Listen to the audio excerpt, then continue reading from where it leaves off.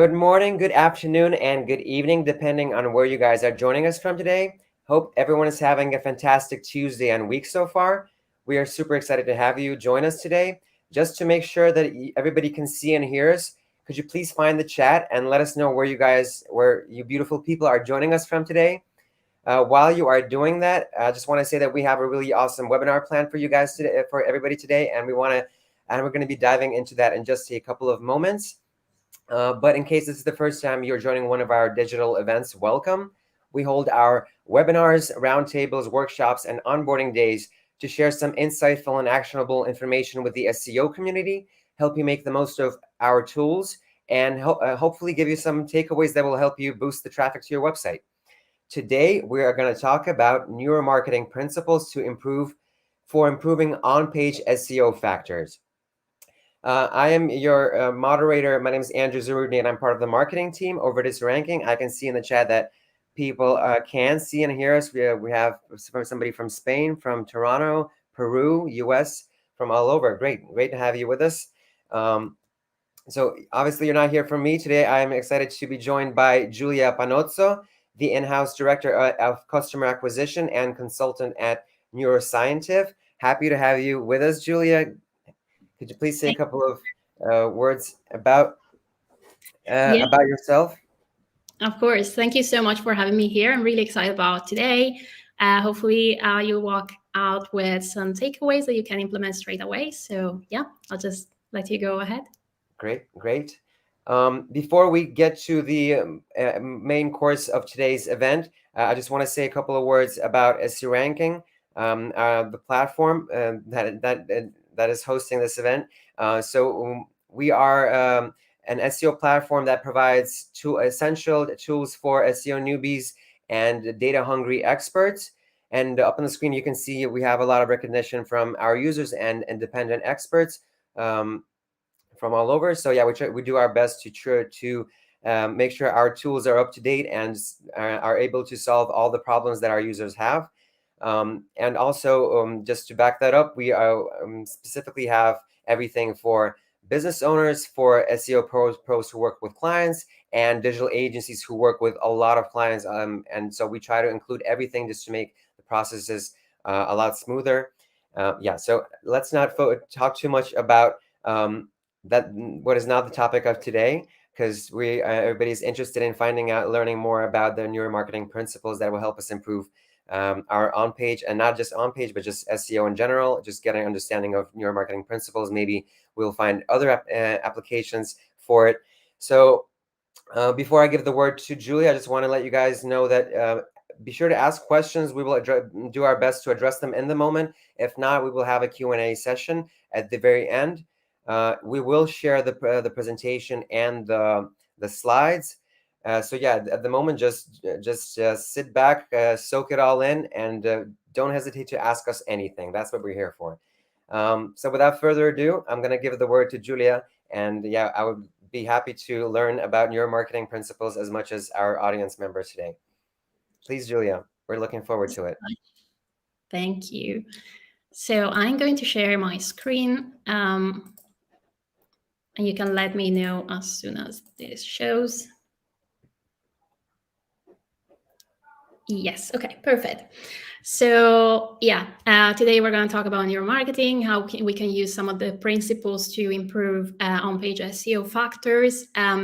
It's going to be a dense topic. Today we're going to scratch the surface, but hopefully it'll make you curious to learn more as well, and we'll give you some takeaways as well to implement straight away. So as Andrew introduced, one second, I cannot change the slide apparently. Okay. As Andrew introduced, my name is Giulia. I come from Italy, but I now live in London. And I've been working in SEO for a long time. I work on a number of international websites. And right now, I'm an in-house director of customer acquisition for a global marketplace. I also have my own consultancy for neuromarketing, particularly called Neuroscientive. And before I stumbled upon my current career, which is in marketing, I was actually working in research for neuroscience. So I studied neuroscience at the University of Padua. And then once I graduated, I worked for a bit in laboratories around. So I work in Padua and then also in London at Goldsmiths University. And part of my research focused on attentional, social, and motor processes. Obviously, anytime somebody learns that about my background, they never fail to, acknowledge how far away I drifted from my background, because they think that SEO doesn't actually have anything to do with neuroscience. And to be honest, they probably fail to recognize that as marketers and as SEOs, we're always trying to get in touch, to connect with the user that's behind the screen, which is, like the user is a real person. So understanding how the human brain works is actually quite beneficial in our day-to-day job. So one of the things that I learned from studying neuroscience is that people make decisions at all times, even when they're not aware that they're making a decision. So today we're going to see some of those processes that guide those decisions and some of the principles that we can act upon to connect with our users at every stage of the journey. These are only some of the topics, the main topics that we're going to touch on today. As I mentioned, it's only scratching the surface, but again, like if you're curious, the SEO ranking team will also share some resources later, so you can always have a look in your own time. So first of all, what is neuromarketing? It's been getting more and more attention in the past few years. It comes from neuroscience, which is the study of the brain and the nervous system in the attempt to better understand the neural substrates of cognition and behavior. So the behind the scenes of how humans behave and think. And neuromarketing is the application of these insights gathered from neuroscience to understand consumers' preferences and also guide their behavior sometimes. And there's a couple of, ethical notes to be made here. In my presentation especially, I'm not telling you to tell the user to jump through loops of fire, because that's not our job. But we're going to use these principles to connect better at every stage of the journey. Neuromarketing uses different techniques to gather these insights. Some of these can be for example, eye tracking or electroencephalography.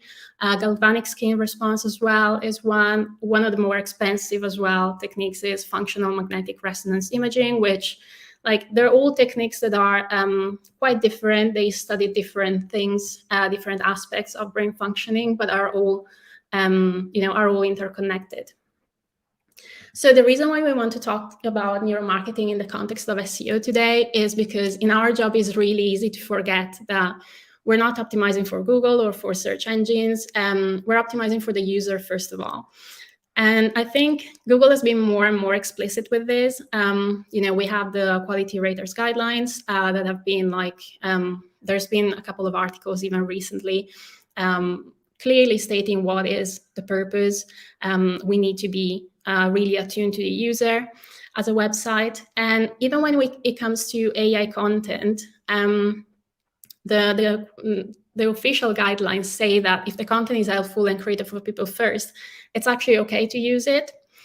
And this is a study that I found yesterday and I loved it. It's from Reboot. So props to them, because this was a slide that I probably added 15 minutes ago. But it really tells a story here, because even when they tested AI versus human-created content, they saw that actually even Google or search engines tend to prefer human content. So, we need, even if we are coming from traditional SEO and we want to connect with search engines first, bear in mind that search engines still prefer human content, at least according to this study. Obviously, it's one study and you can try to replicate, but I think this is a good read. Secondly, to understand how to win the user's attention, because we focus a lot on rankings as SEOs, and obviously everyone wants to rank first, because the first result gets a lot of attention and gets a lot of clicks. However, if the first result doesn't cover what the user is looking for, they will keep on scrolling to find what they're looking for. So how do we make sure that we stand out and we get found in a search landscape that's basically, very similar? There's a lot of similar results to be discriminated amongst. And finally, because we want to become that website or that brand that users keep on coming back to when they're in need of that something we can provide.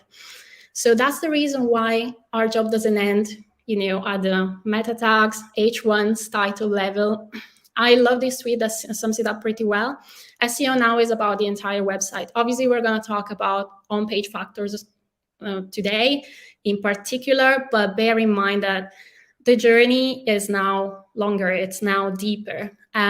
So yeah, if you don't believe me or Adriana, you got the seal of approval by John Miller here. So yeah, I said it all. So with this holistic approach in mind, we're gonna embark on a journey today through the funnel to understand how we can use principles from neuroscience and neuromarketing to connect with the user at different stages and make them become a visitor and a customer down the line. And for simplicity, I'm going to talk about the traditional funnel as we know it, from awareness to transaction. However, bear in mind, unlike we're humans, we live in different environments, and sometimes the marketing funnel can be looking a bit different and a bit messy, like in this picture. So, as we mentioned, the first phases of getting a user's visit are all about capturing the attention to eventually get them to visit our website. And when somebody performs a search, they get bombarded with a lot of results that are potentially looking very similar, and it's getting difficult to discriminate between them, especially if we don't have like much time on our hands. So it can be a bit overwhelming to discriminate. And we don't even realize it, but every day we face the same kind of competition for attention that we face in the SERP, for example, because even now you might be paying attention to my words, or maybe there's like, something else that captures your attention, maybe your phone's vibrating, something like that. So at every stage of our daily life, we're constantly bombarded by stimuli that are all potentially competing for our attention. And the way that we select only certain stimuli to being brought further into processing is a process called selective attention. Selective attention can be triggered by different factors. Some can be internal factors. So, for example, when either you need to finish a task in time, or maybe because like now I'm talking to this conference, I really need to focus on what I'm saying and not on like the kids playing downstairs, for example. It can also be modulated by cognitive biases, which we're going to cover in the next few slides. But it can also be triggered by external factors. So these are those factors that are linked to the perceptual features of the stimuli. So, for example, as we mentioned, if you're just there and like you hear a loud bang, or you see a bright flash of light, those are external factors that will most likely trigger your attention. However, it's not only the physical, like the pure physical features of the object that can be among these class of external factors. It can also be relevancy that triggers our attention, how relevant, how salient a stimulus is to us. So there's this famous effect that's been called the cocktail party effect. So imagine you're in a room full of people. You're engaged in a conversation with a friend of yours that you're like really happy to catch up with, and you're paying attention to that conversation. However, at some point, you hear your name be mentioned elsewhere in the room. Your attention will automatically go to that source of conversation because that stimulus, your name, is relevant to you. And probably your friend won't even notice. So, it will be, or they will keep on being attentive to your conversation. And obviously, like this has to do with, your own name. So it's a very personal stimulus. But it can also be applied to keywords, for example, because, we've got, if I'm on a call, sometimes, if I'm off camera, I might be, zoning out a bit, but then somebody asks me, how's SEO doing this week? And I get back into the conversation because like SEO is something that's relevant to me in that context. So I react with an attentional shift. So today, obviously, I'm not here to tell you that being relevant is groundbreaking. Hopefully, if you're in SEO and in marketing, you know that you have to be relevant in order to catch the attention of the user. But I'm here to talk about the common ground that we didn't know we had, which is these common brain activation patterns that have been observed in relation to certain stimuli, irrespective from our background or our names or any other kind of personal circumstances. These have been called ERP, or event-related potentials, and they have been isolated via electroencephalographic studies. So we're going to see also, like in the graphs that I'm going to show in a while, you're going to see like the actual, how they're looking in an EEG graph. So so we're going to only touch on 2 today, and there's a lot that you can, you can go down the rabbit hole.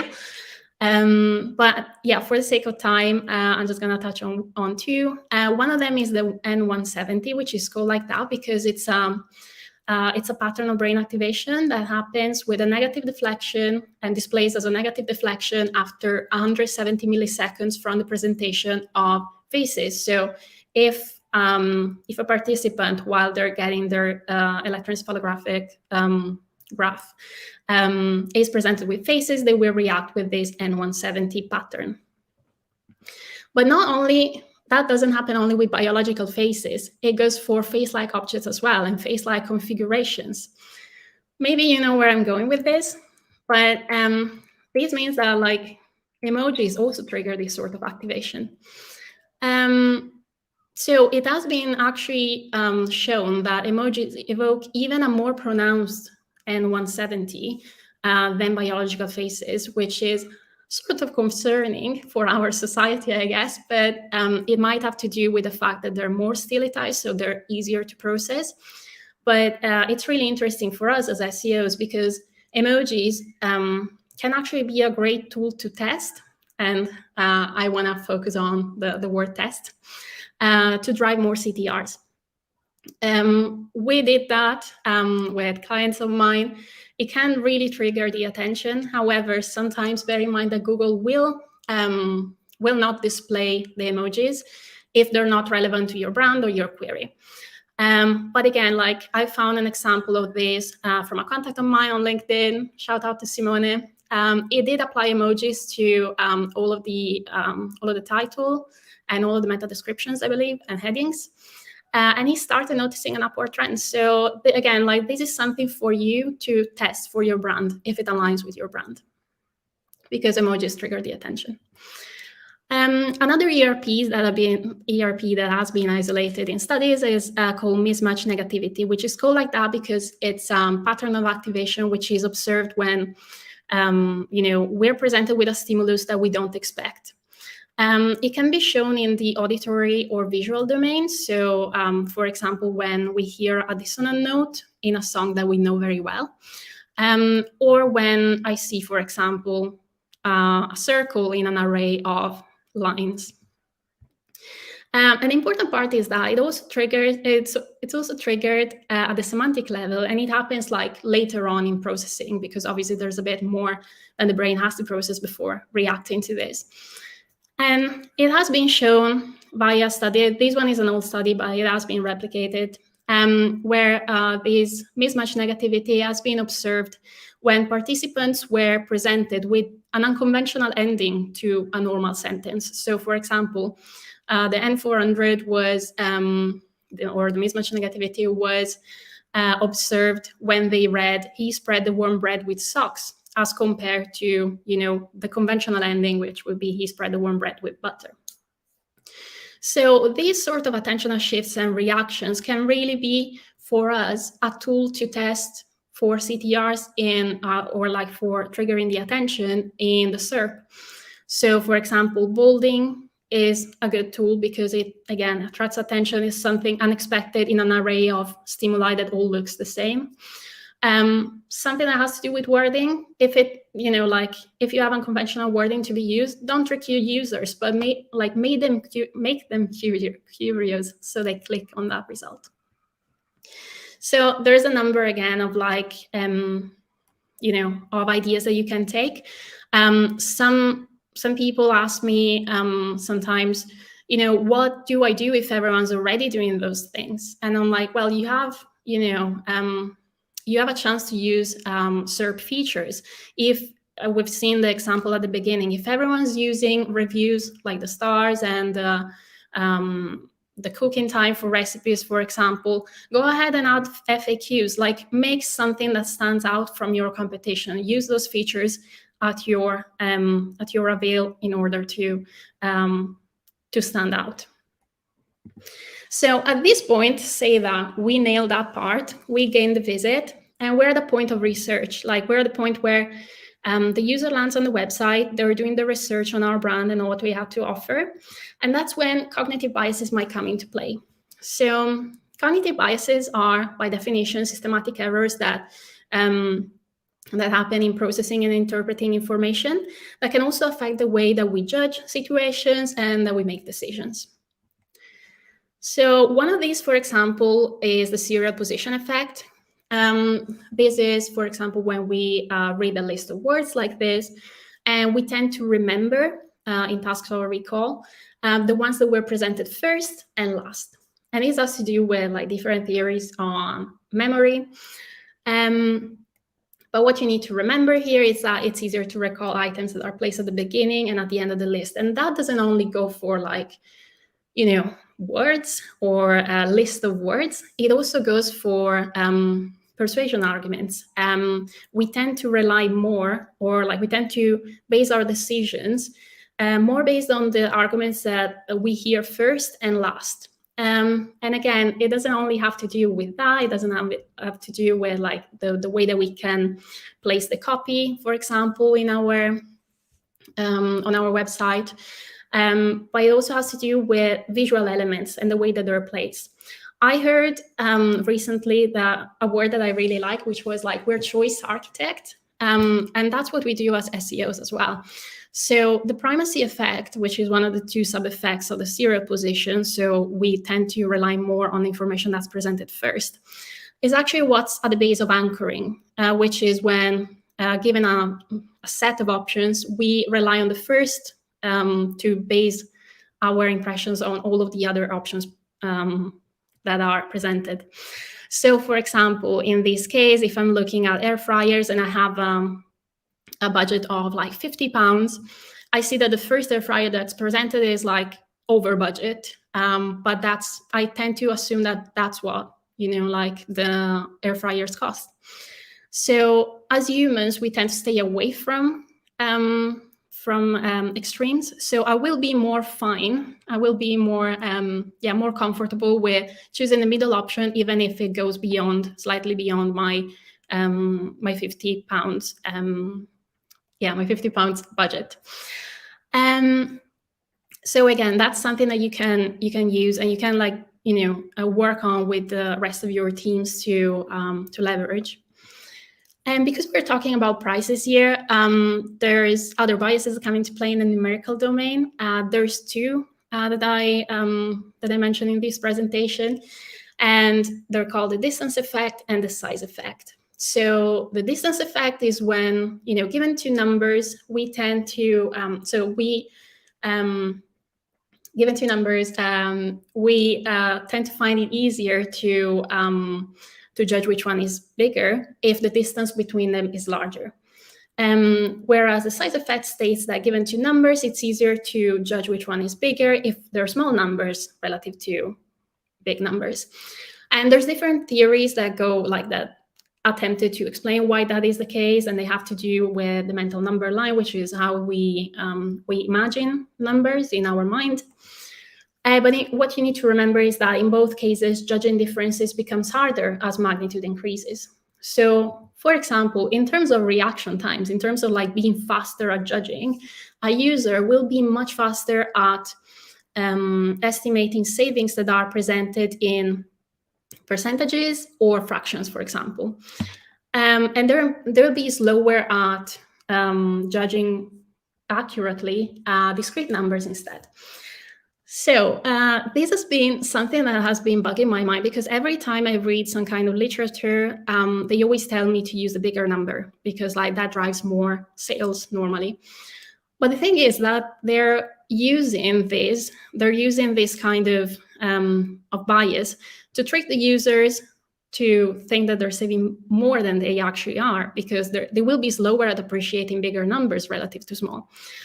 And I'd be careful with that, because, like, if the user knows that you're tricking them into thinking that they're saving more, they will tend to display this other bias, which is negativity bias. So the negativity bias is when we just do we apply more value, or like we estimate something bad as being more prominent as something that has the same weight but it's positive, for example. So like we just tend to focus on the bad rather than the good.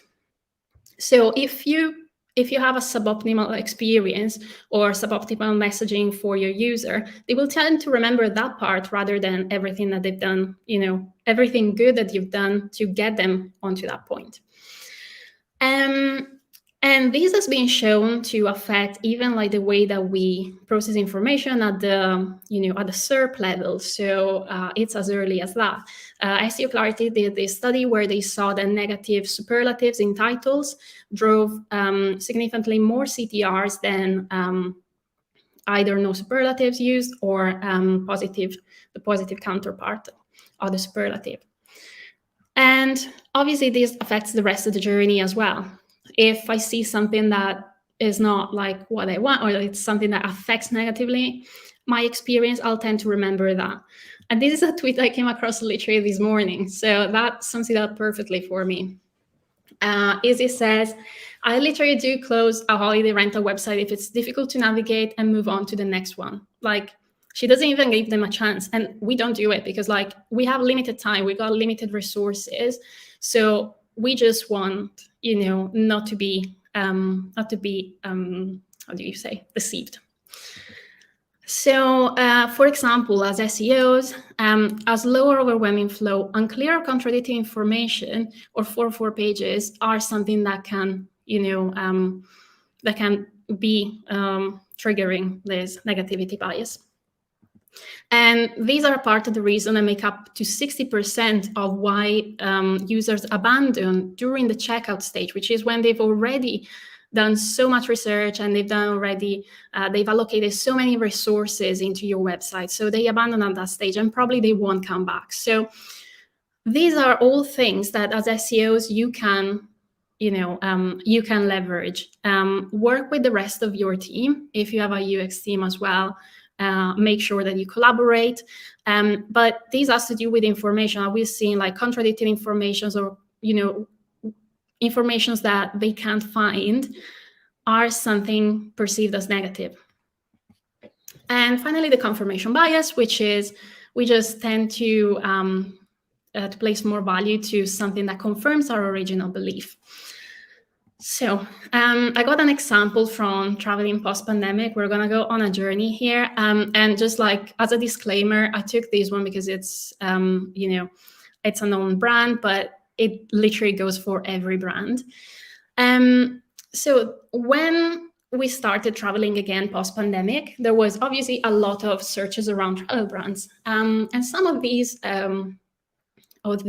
searches were related to the legitimacy of these brands, because maybe like people are, they haven't transacted, they're unfamiliar with the brand, so they're just looking to get information. And the thing is that with this particular brand, when the query was Expedia legit, they wouldn't rank. They weren't owning that space. And that's something that a lot of brands will be resistant to, because they don't want to be explicit and like, obviously we're legit. They tend to assume that people that land on the website are already familiar with the brand, but a lot of people won't. So users looking for that query, is Expedia reliable or legit, for example, would have to rely on somebody else's information, the positive part and the negative part. And the problem with that is that, the existing belief that they bring to the search would determine which are the two pieces of information they would trust the most. And as we've seen, if I'm uncertain about something, even if I'm so far in the journey, I will tend to favor the negative information. So, if you're a brand, try to be proactive, try to own that space for those kind of queries that you can easily identify and target. Another client of mine, for example, this is something that, we isolated back in the day with branded queries. These are queries that you find on Search Console.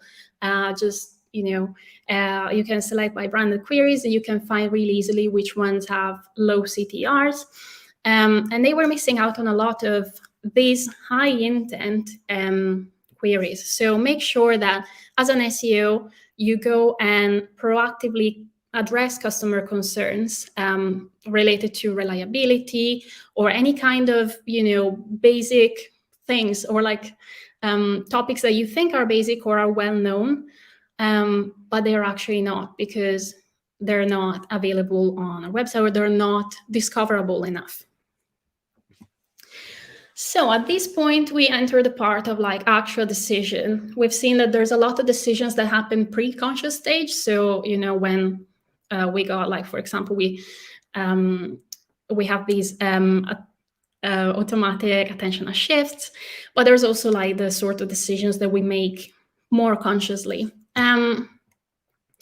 So a lot of you are SEOs, I imagine. So a lot of you will have been at Brighton SEO or any other kind of conferences where they give freebies. And we love freebies. But I'm really bad at decision making. I'm really slow and like tend to get overwhelmed. And so I remember, I think it was like 2 conferences ago, I had a choice between 2 free t-shirts. One was like blue and one was this one, the brown one. So I stayed probably at the stand for 15 minutes, and we're talking about a free t-shirt. Like, I had nothing to lose. And at some point, the lady at the stand was like, look, this is the one that everyone's going for. This is the one that won't be there next time at the next conferences. This is the most collectible. And if you really, really want to change it at the end of the day, we'll change it, no question asked. So I was like, perfect, I'll get it. And to make my decision there, I relied on heuristics, which are rule of thumbs or shortcuts that we use because, especially in the case of fast decisions, we don't have the cognitive resources to analyze all of the possible options and all the possible outcomes. So we just tend to rely on these mental shortcuts to make our decisions, which ensure us that we don't get paralyzed in decisions, and we can move on with our lives in a quick and efficient way. So a few of them that are relevant for us today are, for example, the availability heuristic. This is when we tend to estimate or to judge something based on how readily available it is in our mind. So, for example, say that today you have to send a parcel with a company and you have to choose between 2 competitors, for example. But yesterday you read on the news that the parcels from a particular brand tend to get lost, or like you read a very vivid story about how somebody lost via this company a parcel that was actually quite valuable. So this will make you overestimate the likelihood of that happening to you more than it's actually true. It might happen like in a probably 1% of probability, but it's much likely that your parcel, even if you're using that brand, will go there on time. But yeah, we tend to make judgments based on how frequent, vivid, and memorable something is in our mind. So for us, it means if you have something that you really want to drill down the mind of your users, make it like frequent in your copy. Repeat CTRs, repeat CTAs, repeat important information. If you have pricing information that are particularly enticing, bring them like up in several sections of the website. And also, this is not really to do with on page, but it's more off page. But work with digital PR because they will make your brand more available in the digital landscape anyway. Secondly, the scarcity heuristic. I don't need to say much about it because I think Emily in Paris here does a great job saying scarcity creates demand. which is true. We tend to assign more value to something that's perceived as running out as compared to something that we think is available for a long time. So that's the reason why we respond to these deals like only one room left, 80% reserved, etc. But again, like, make sure that if you put this messaging and you make this messaging prominent, make sure that it's true. You don't want to fool your users, and also your legal department will be very upset if you do. And the risk aversion heuristic is another one that we rely on. This is when based on 2 options that we have available, we tend to choose the one that presents the less amount of risks. So that's the reason, for example, why we choose to go for monthly installments instead of the whole payment at once, even if maybe the monthly installments are a bit more expensive. That's why we choose to protect our trips or get travel insurance. And that's why we choose free returns, because we can always go back. There's the least amount of risk. So, for example, this is a relatively new feature that we can have in schema markup. If you have returns, if you're an e-commerce brand, use this. Use the free returns or whatever it is that you have available to make it prominent already in the very early stages of the journey, because that's already giving you an edge on competition that maybe don't have the opportunity to do this. And finally, the one that wins them all is the familiarity heuristic, which is we just go for what we know already, because if I had a nice experience with something, why would I change? That's why I will always go with Italian brands as a pasta, because that's what I grew up with, even if it costs a bit more. But obviously, it doesn't only have to do with known brand versus unknown brands, because obviously otherwise there wouldn't be a competition even. It also has to do with the way that you relate to your users. So, for example, given two brands that are relatively unknown to the user, if one brand displays the pricing in dollars and one in pounds, given the location, they will tend to go for the one that they relate to the most. They will go for the one that displays their own currency, the correct localization, because they just like trust them more. Familiarity is associated with comfort levels as well. So yeah, this is something that really has to do with the correct localization. And for example, this is also another implication from being proactive in the way that you address the branded queries. For international brands, a lot of your users would probably want to know, where are you located? Are you located in this country, which is their country, because they want to feel reassured. So make sure, again, that you make those elements prominent. And at this point, there's one caveat that I want to make. So we talked a lot about heuristics, cognitive biases, and getting the attention via the ERPs.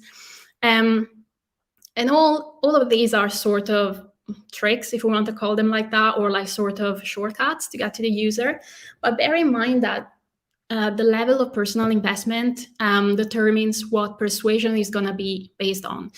If their level of investment is low, they will tend to rely a bit more on the quantity of arguments that we present, which is, cognitive biases and heuristic and all the things that we can do to connect at the early stages. But the more they invest time and resource, and then the more they're looking to invest even in commitment, they will tend to rely more on the quality of the information we present and on the quality of the product. So obviously you can't rely only on tip and tricks to get to the user. You need to actually provide what they're looking for and in a good quality. And finally, we get to the stage of the order. So that's when we have something that really seals the deals with, is social proof. So I normally show this slide and I ask my peers, so how many of you like the KFC Crocs? And I would have probably one show of hands. So I'm not sure how many of you would raise your hands, but probably, if tomorrow I saw somebody, everyone in the street wearing these, I would probably look into them myself. And that's because the brain is socially wired. Even if we all want to be, different and quirky, etc., it's undeniable that we have some some kind of innate imitation patterns that have also been highlighted in neuroscience studies. So, for example, it has been shown how when somebody is performing an action and we observe them, we display subthreshold, the same pattern of activation as if we were the ones performing an action. And this pattern of activation, which is imitative, is actually automatically switched to a complementary behavior when we see social cues in the action that somebody else is performing. So I know a couple of you in the call will be familiar with this one because they were participants in these studies back in the University of Padua. This was one of the studies I collaborated in. And basically what we saw is that whenever a participant was observing an action, we would observe the natural imitative behavior subthreshold. However, when the actor was performing a social cue, which was, I'm trying to do it on camera, which was giving the spoon, the participant would display the same pattern of activation of getting the spoon rather than, getting this, actually, of reaching out with a mug rather than getting the spoon. Got a little confused there. But in general, complementary action trigger this complementary behavior instead of imitative behavior. We also saw this in, for example, this is another study. I didn't do this, I found it, but that's on eye tracking. And we displayed these patterns of shared attention. So we tend to focus on the gaze more. And if the baby's looking away, we tend to look where they're looking. And we observe this, as far in evolution as a fish. If I place one single fish in the middle of a tank with two different groups of different magnitude on either side of the tank, the single fish will swim to the most numerous group. And we do the same. Given two options of hotels in the same area, same price exactly, we tend to go for the one that has the most reviews, where most people went to. That's the reason why you need to leverage reviews if you have them at your avail. Wherever in the journey you have them available, make them prominent, because this was a recent study also that was published on Search Engine Land, especially with younger generation. The lack of reviews will be perceived as untrustworthy. So you really need to make sure that you have the kind of user-generated content, of reviews, testimonials, and user-generated content. And again, if you don't believe me, Google has put another E as for the quality rater guidelines, which is the E for experience. So now we don't rely only on authority and trust, etc. We go for experience as well. They focus on the unique point of views that they can provide to the users, to provide different perspectives, which is another filter that they now put in the SERP, and they're testing on the SERP. And finally, I know that I'm going like a train, but I see the clock ticking, so I'm gonna try to make this quick so we have time for Q&A. Something that encompasses them all, which is the role of emotions. So at all of these stages, emotions are an invaluable tool that you need to use to connect with the user. And this is because you might have heard this before, but people make decisions emotionally and then they justify them rationally, especially in the case of fast decisions. There is 6 basic emotions according to different theories. There's 5, but these are basically the ones that are considered to be universal or independent from context and from background. And these are basically the strings that you can play in order to create a relationship with your user. According to the somatic marker hypothesis by Damasio, it's what we call the gut feeling. So it's, in case of fast decisions, we tend to rely a lot on our emotional processes that also trigger sometimes physical symptoms or like physical display of arousal. We've seen the familiarity bias earlier, or the familiarity heuristic. Familiarity and familiar stimuli actually have been shown to be associated with conductive skin response, which is a by proxy measure of psychological arousal. So emotions tend to guide our decisions. So that's the reason, for example, why they are a great tool, even when we do a full step. We've seen 4 pages can be absolutely annoying and frustrating for the user. But if I connect with the user, if I create a positive experience, then they might give us another chance. We can revert that pattern of negativity. You can see the TripAdvisor for 4 page. I love this one because they're like, this page is on holiday and you should be too. So they connect with me. They make me smile, and then they redirect me to the relevant sections. And this is because positive emotional experiences correlate with perceived brand authenticity, safety, and trust, which we know are of paramount importance for the search engine, but also, as we mentioned, for the user, now that we're all interconnected.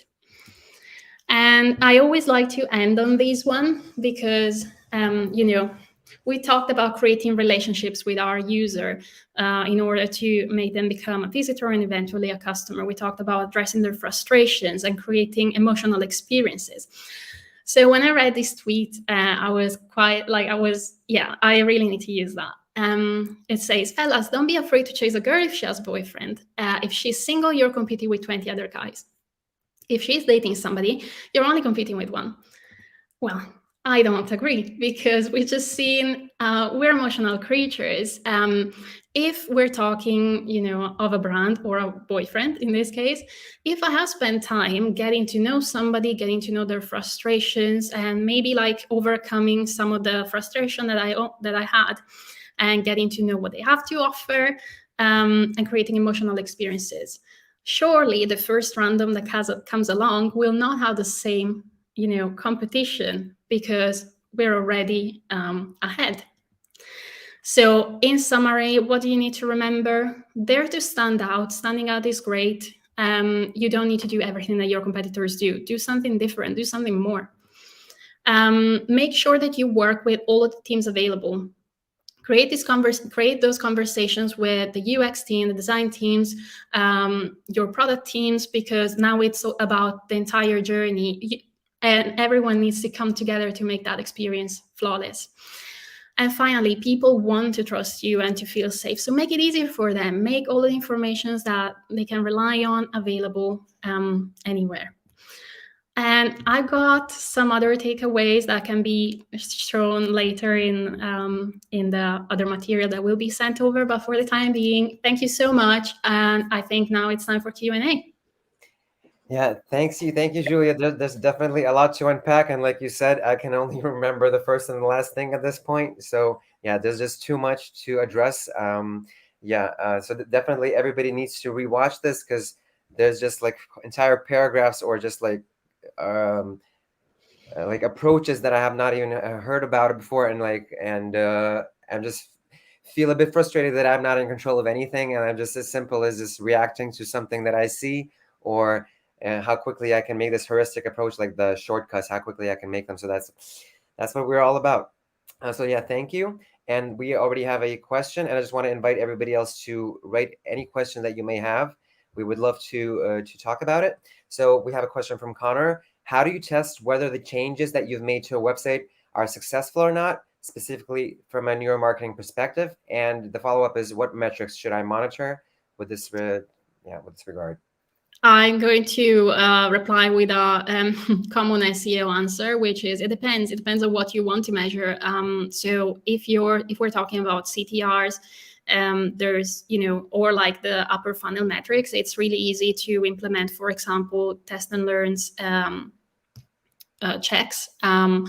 And there's, for example, another talk I've done on causal impact. Causal impact is a great tool. It's free if you use it on RStudio, and that can really give us an understanding of the kind of effect that our change made. But that's for upper funnel metric. If you're looking into, for example, transactions, or if you're looking into, some of the other features that we haven't talked about, then you will have to select the metrics that are most relevant to you. In the case of neuromarketing is so big that, it can touch on many parts of the customer journey. So the metrics are entirely dependent on what your goal is. I hope that answered the question. Thank you. Thank you. Another one is about cultural context. So could you share some of the challenges in applying neuromarketing principles to different cultural contexts? Yeah, so for example, one of them would be reading direction. I didn't share much about that because we had a lot to unpack anyway. But for example, there's different studies on the way that we tend to absorb more information from the right side of the of a sentence, for example. That goes for English-speaking readers, and it's also more pronounced if we're more trained readers. However, I wouldn't expect that to happen for example, for Arabic speakers, and that's actually been shown to be the case. So I think some of the challenges that are more reliant on the cultural differences will have to do with, for example, reading. Also, sometimes I guess it has to do with emotional display or the emotional the way that you can address connecting with emotions. For example, I noticed that a while ago, but all of a sudden on the Discover page of my phone, I started getting Italian results, and they're so tragic. And I had forgotten, but because probably as Italians we react a bit more, it's more acceptable to use like more vivid imagery. Rather than, for example, somewhere else where there is a bit more of a subdued culture of emotional display. So I think really know your user, obviously know what you're working with and for, and then you can start narrowing down what are the main differences from like English-speaking people or like Western countries rather than some other countries, and you can really make your study personalized. And that's something I'm trying to do in my research as well. Appreciate it, Giulia. The next question that we have is from Alex. What are some common pitfalls when companies first start integrating neuromarketing principles into their SEO strategies, and how can they be avoided? So there's two. So there's resistance sometimes because they expect everything to be like magic and everything to work exactly as they expect. But sometimes like they will find out that, they don't necessarily know their user as much as they thought. So there's a bit of resistance in implementing the changes that we propose. And sometimes there's also the fact that they can't because maybe there's some kind of blockers or there's siloed work. So neuromarketing principles, as we've seen, touch on different parts of the journey. As SEOs, it can touch on like the way that we place information on the copy or in the title, but sometimes it will have to do with, the bigger picture with, design, for example. So a lot of that is like implementing the recommendations because they depend on other teams. So obviously cross-functional meetings, for example, are great to sort of display what the changes are and how they can actually provide a better experience and a better results for your SEO as well. Thank you. We have some questions coming in, so let's just jump into them. You already touched on the SERP a bit. So the question is, how do you effectively grab and maintain user attention on the SERP using neuromarketing? Yeah, so maybe because we already touched on the emojis. Yeah, the emojis are like a tiny fraction.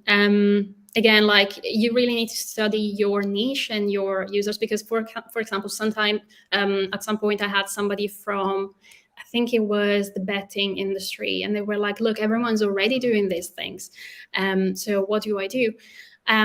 So in order to grab it, so I wouldn't think to maintain the attention that much on the SERP because the SERP is like so quick, and what you need to do basically is get their attention. Maintain comes at a different stage, and that's, as we mentioned, like it's related also to the motivations of the user. So if you're relevant, if you know that you have something to offer to them, and it's clear from your title and your meta description and your SERP features, it's already great because you're already maintaining that attention.